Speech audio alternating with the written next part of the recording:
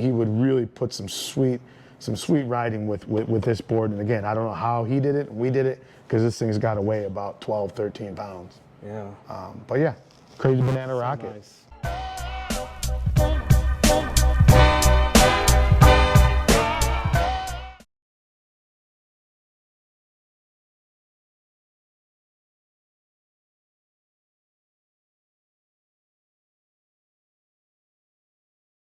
And this is 89 Burton Air. Wow. So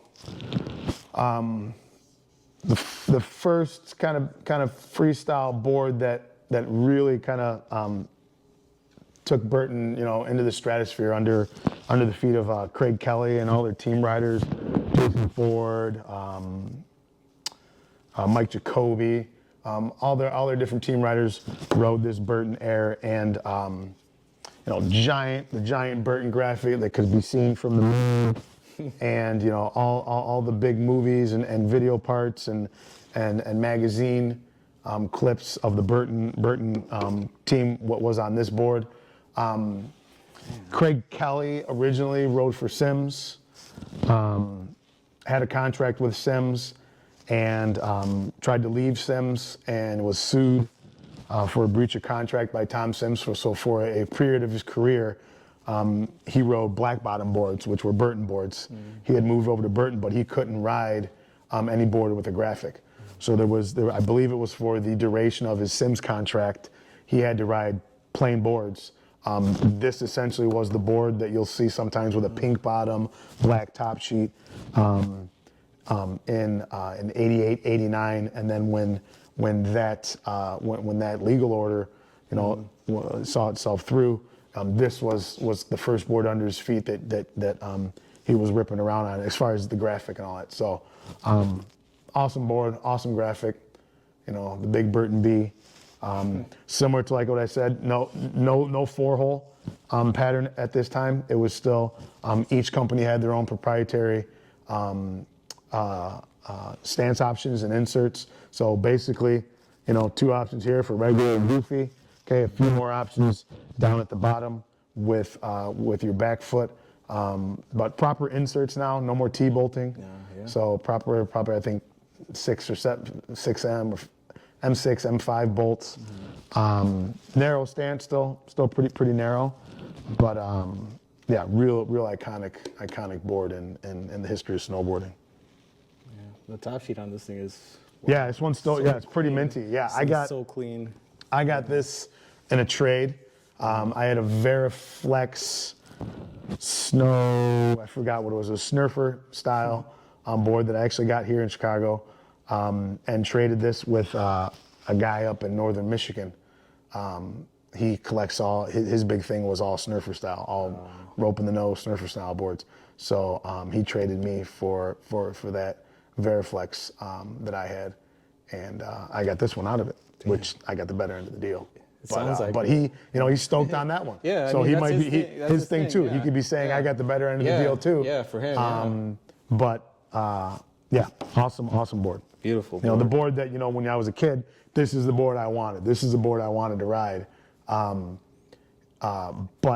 the crazy thing is about snowboards is the price points haven't changed a whole bunch since the early 90s to where it is now. This board in 89, 90 was probably a $375 to $400 board. Damn. Which is still, kind of the price point we're sitting at for most, high-end boards. And then you get in, up into the crazies with some of the materials. But, when 89, so I mean, I'm, looking at 12, 13 years old, there's no way I could afford this board. Yeah. But this was the board, every kid wanted, because this is the board you saw everywhere. You saw it in the movies, you saw it in the magazines, and under the feet of the arguably the most influential snowboarder of all time, Craig Kelly.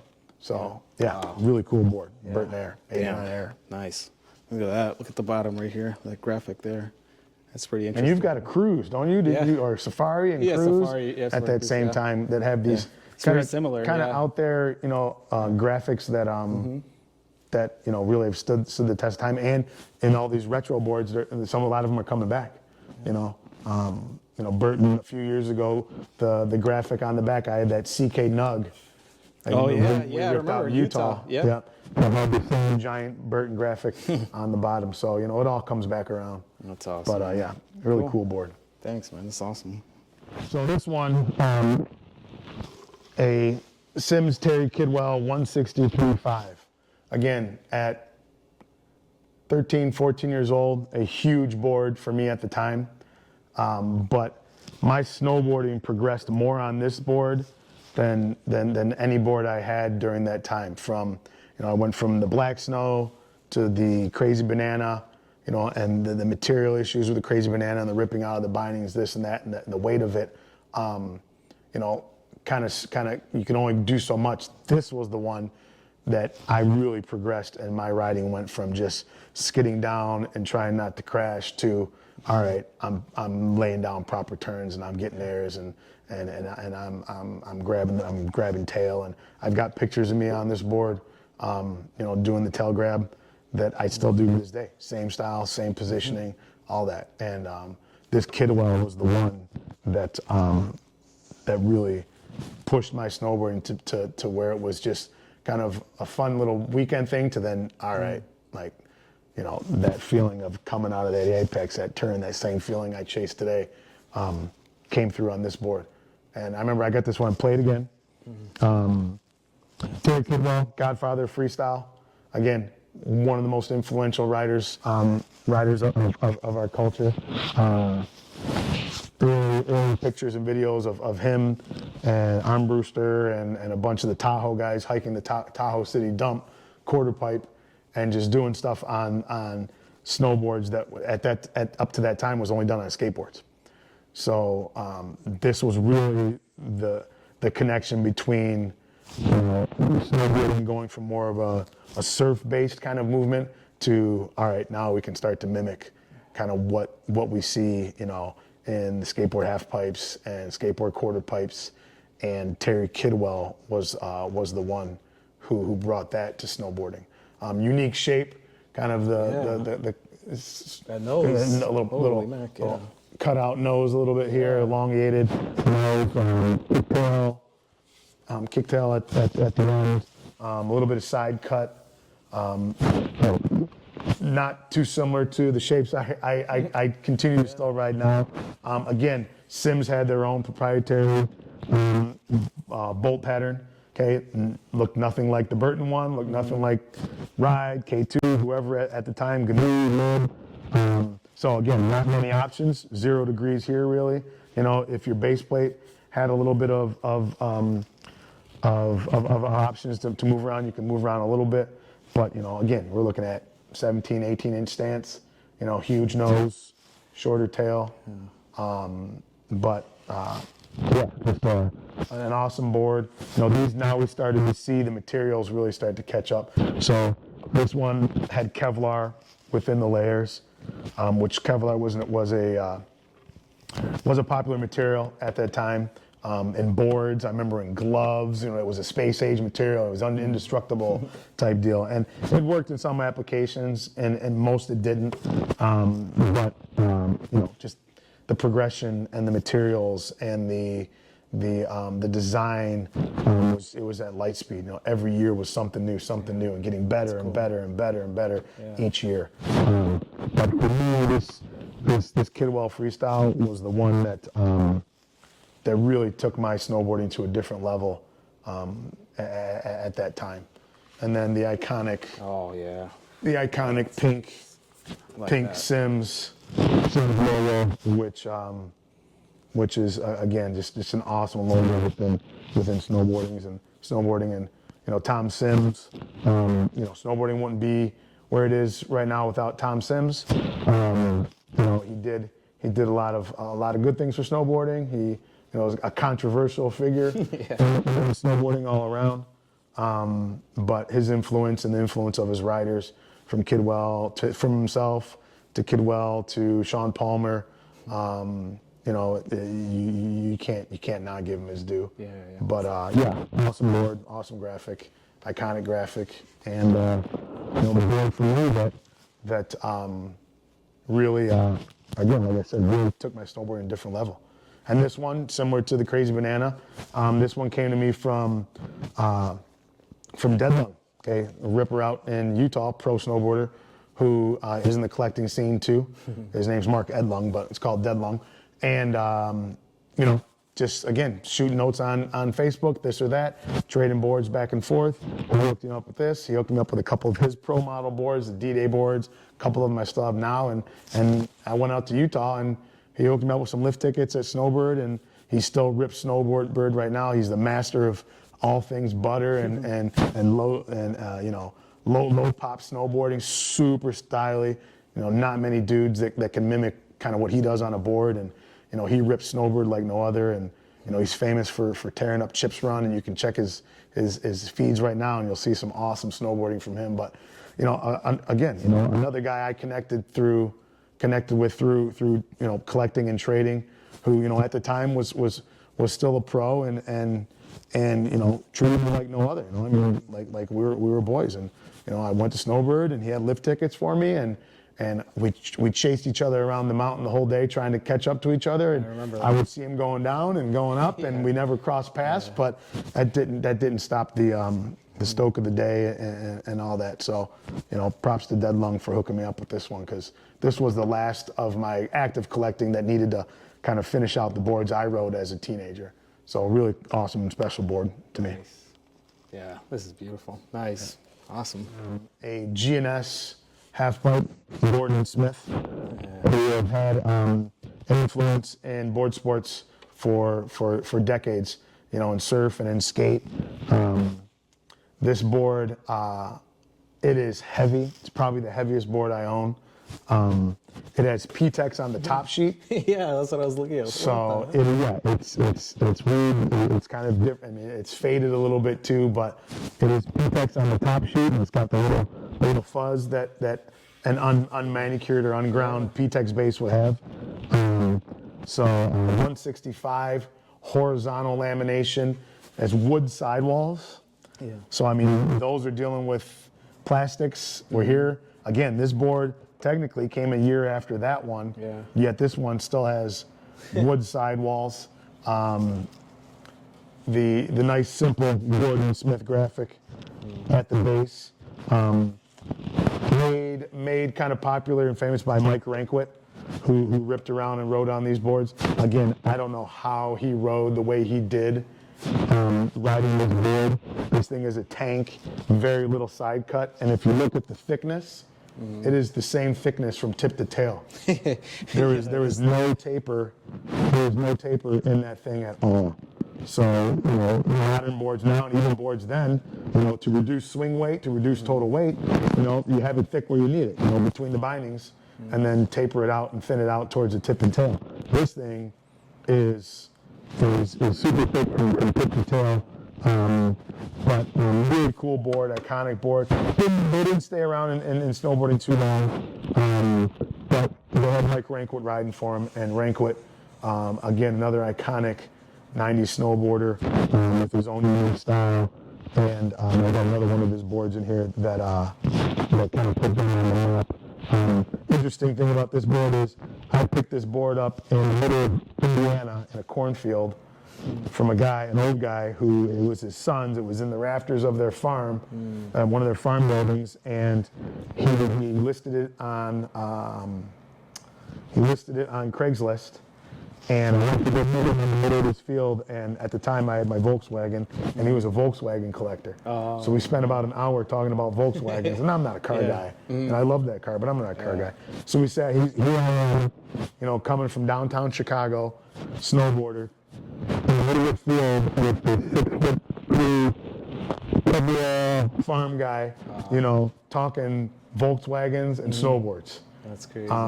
He sold his board to me for $15. Dang! Wow. And this thing is pretty for you know, a board built in 1989. It's pretty darn minty. You know, you could probably you know, grind it and ride it now. It may blow. All those sidewalls may blow, but they may stay too. I mean, there's no separation at all. You know? Thing's built like a tank for sure. Yeah, I was just looking at it and I was thinking, I'm like, okay, I can kind of see why they were trying to do something like this to protect the top of the board. But, And I mean, it could have been, again, you know, sourcing materials, all that stuff. It could have been, you know, this is what we got. We're putting it on there. And sublimating graphics too. It may have been easier, you know, maybe it was a graphic thing and they wanted this graphic on the top and they could put it on the underside of PTEX and sandwich it in there. But yeah, unique for sure. But yeah, really, really cool, iconic board too. You know, not a long run in snowboarding, but you know, while they were here, some real influential riders rode these boards and did some awesome things on them. I don't know how they did it, but they did. And they put a screw into it, right? So yeah, there's a screw there. Some of these boards, I think when I get to the Santa Cruz boards, we used to have to ride leashes. I mean, even at our local hill, Wilmot, we rode leashes up until 2015. Which everyone knows in snowboarding leashes are a joke. They didn't do anything.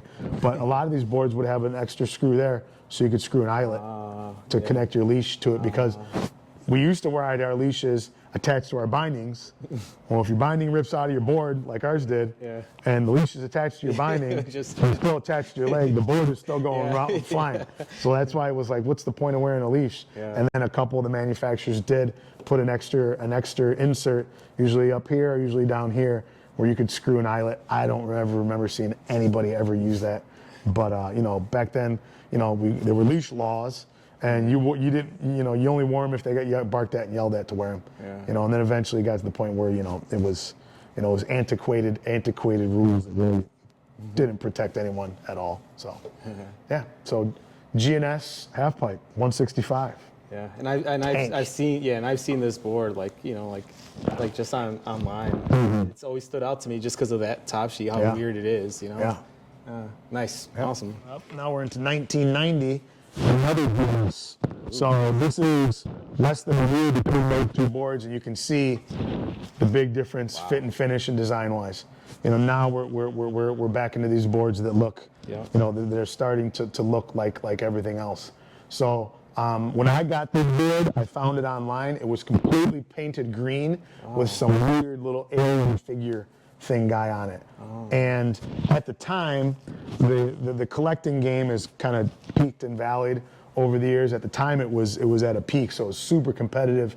And even though we're all good friends, you know, within the culture, everyone's going after the same boards and looking at the same sites and searching and this and that. So I was surprised no one saw this one and caught it like I did, because it was completely painted green. You couldn't see any of the top sheet graphic, and the poster just had you could see just a smidge of the base. And when I saw the base, I knew, I was like, I need to get that one. So I got it, stripped all. You can see the green that's stuck in the logo. Stripped all the green off, and I'm not surprised it was a Gordon Smith Micro Pro Model 160 Pro Model. So it's Rehnquist Pro Model with G&S. Again, you see another different hole pattern. And if you notice, these two holes look a little different. They're not centered, they're not straight, so those were drilled in as T-bolts. And if you look here, you can see the two T-bolts. And this actually is a good T-bolt job. Okay. Yeah, it looks really good. Yeah, nice and smooth and flush with the surface.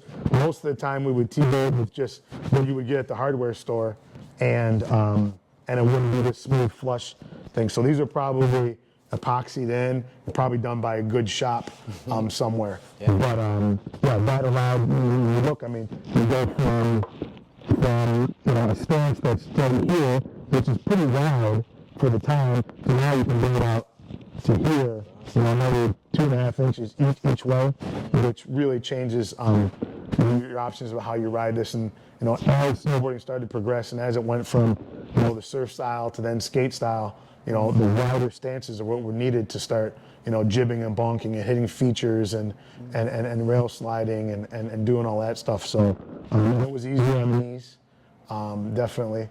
So yeah, really cool board, Micro Rehnquist Pro Model, G&S, you know, proper T-bolts. You know, some of these boards, like you'll see here, a little bit of beveling and delaminating, you know, again, over the years, you know, luckily these have still stayed together.